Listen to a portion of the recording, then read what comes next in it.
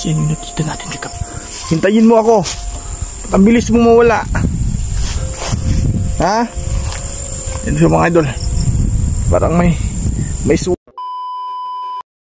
Hello mga idol, no? Isa pa pagpalang araw po sa ating lahat. So ngayon po, kaya po siya nangyari po kagabi na nakita natin kalahating katawan ng manananggal mga idol.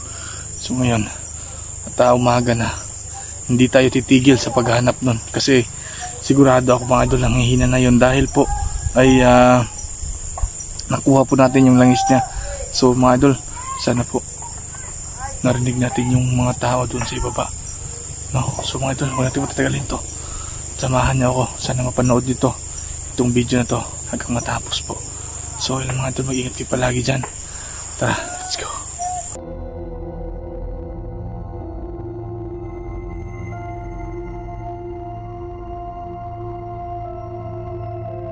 So yun po mga idol, ayan, maaga nating hahanapin yung nating manananggal mga idol. At nakita po natin kagabi, sigurado ako. So ngayon dito tayo maghahanap po. Sisimula tayo maghahanap dito. At dito yung kawit ng dala natin, no? Ito, hahanapin natin sigurado kasi ako mga idol na nangihina siya dahil po yung sinunog natin langis kagabi. Sigurado ako may kalalagyan siya nun. Maaga tayo nagising. Sabi wala tayong tulog sa nangyari po kagabi.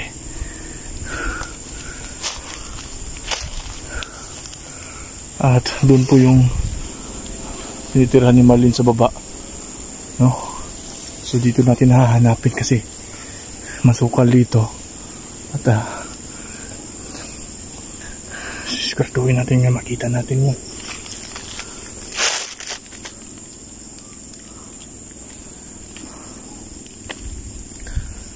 Musik muna tayo mga idol. Baka magtaka kayo, may narinig kayo mga boses ng tao. Kasi doon sa baba mga idol, doon meron ng mga bahay doon, kapitbahay nila Marlene. Pag alas 5 pa lang ng umaga.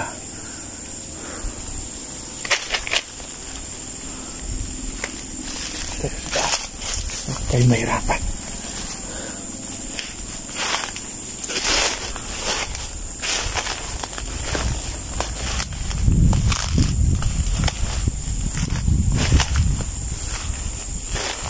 Magpakita ka sana.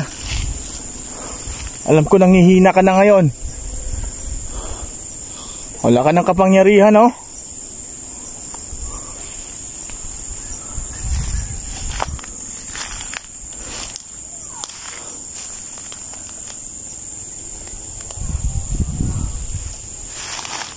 Lumandaanan dito.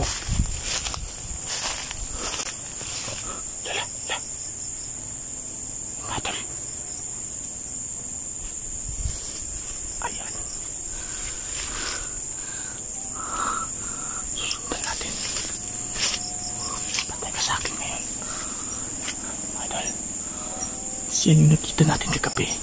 Tingnan niyo po yung suot niya.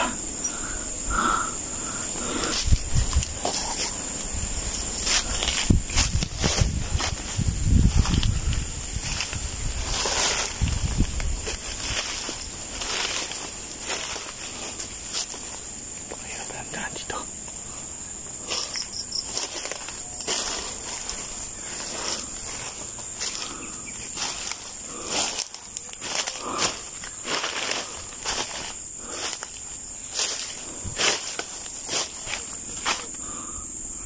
Ito lang yun.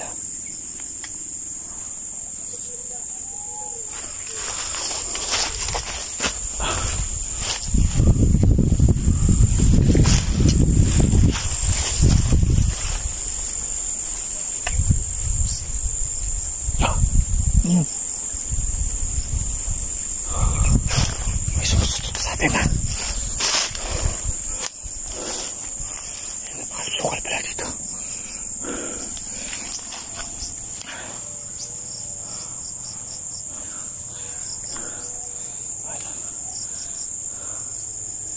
Sigurado ko yung suot niya na pala nakita natin dito. Abangan kanina.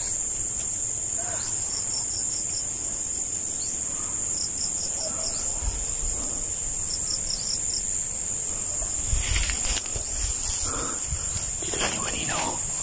Yan. Ayan na naman, mga idol. Andun na naman siya. Susundan pa rin natin yan. Kung saan niya magpunta. Para makita natin kung saan talaga yung lungga niya. Ayun siya, mga idol, oh.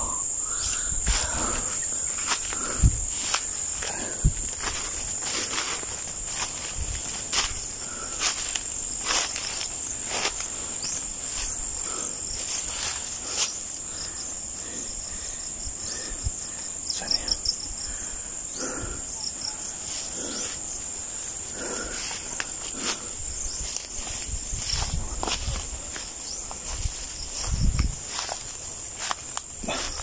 Dito mahulog yung camera natin.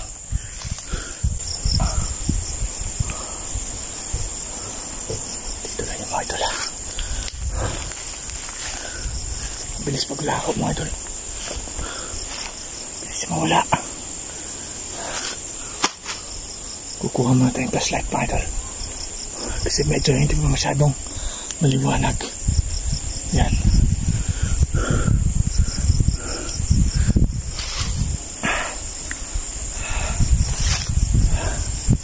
Hindi natin titigilan yun kapag hindi natin nakuha, mga idol. At nahuli siya.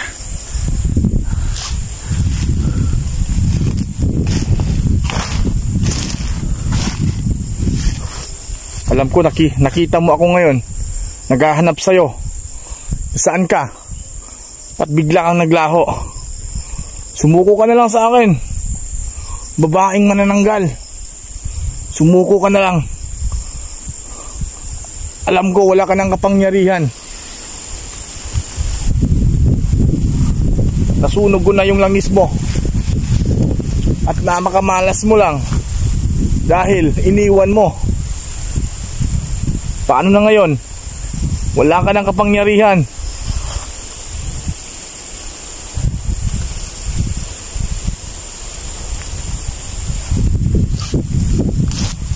Sige, sumuko ka na lang at hindi ka sasaktan.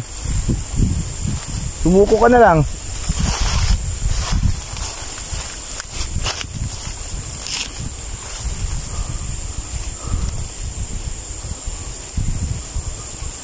Hindi kita sasaktan kung sumuko ka lang sa akin. Ha? Yun siya, mga idol.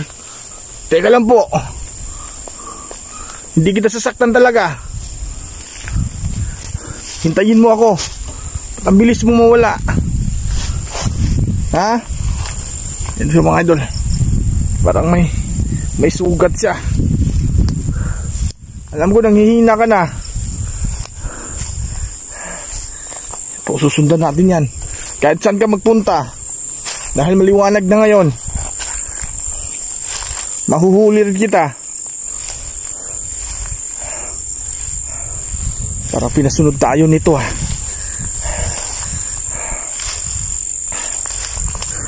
Saan ka mapupunta? Ha?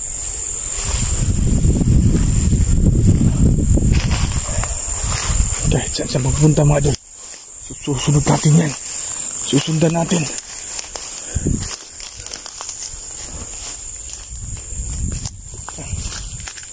Huwag mo na akong pahirapan na hulihin ka.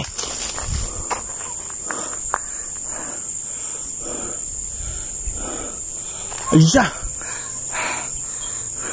Pakyat sa taas. Baka dun po yung lungga nila. Tara, sundan natin. Ano? Sumuko ka na lang. Saan ka ba magpunta? Ayun siya, mga idol.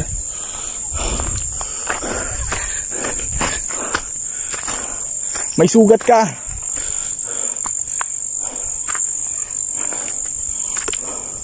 Ayun siya, mga idol. Parang tumalon.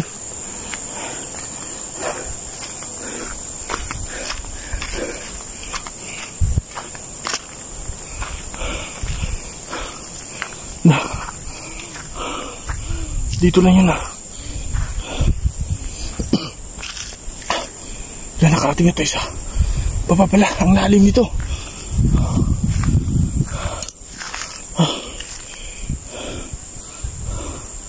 Napakalalim nito. Saan naman sila daan dito? Dagat na po dyan sa baba mga idol. Ayan po.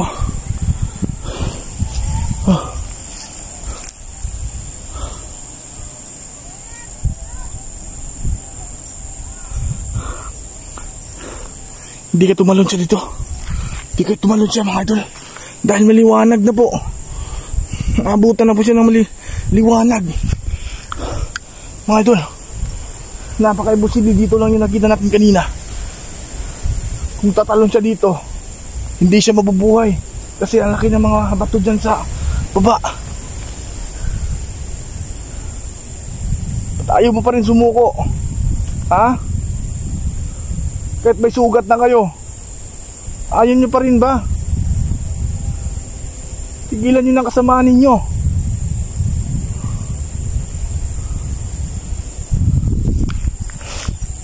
Hindi kita talaga titigilan pag hindi kita nahuli.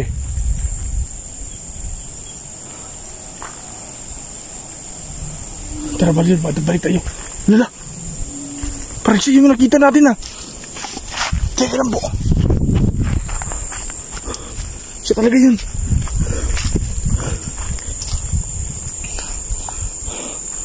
Nililan lang tayo dito ha. Sinusundan natin pero bigla-bigla na lang mawala.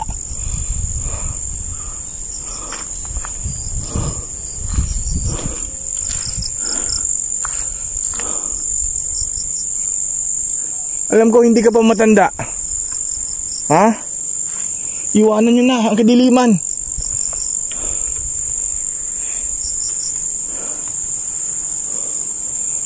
Pinapangako ko sa'yo, tutulungan kita.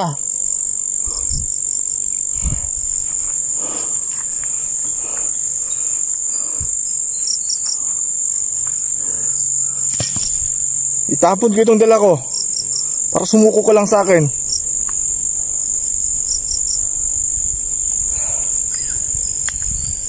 Ito lang. Oh, sige. Humarap ka na lang. Ayaw talaga nila mga idol. Gusto talaga nila mamatay siguro. Mga idol, nakitang-kita talaga natin at nasundan natin papunta doon. Pero imposible naman na tumalon siya dun sa baba. No? At paglingin ko dito, andito siya nakatayo. Dito mismo mga idol, nakatayo siya dito. Ano kayang gusto nila?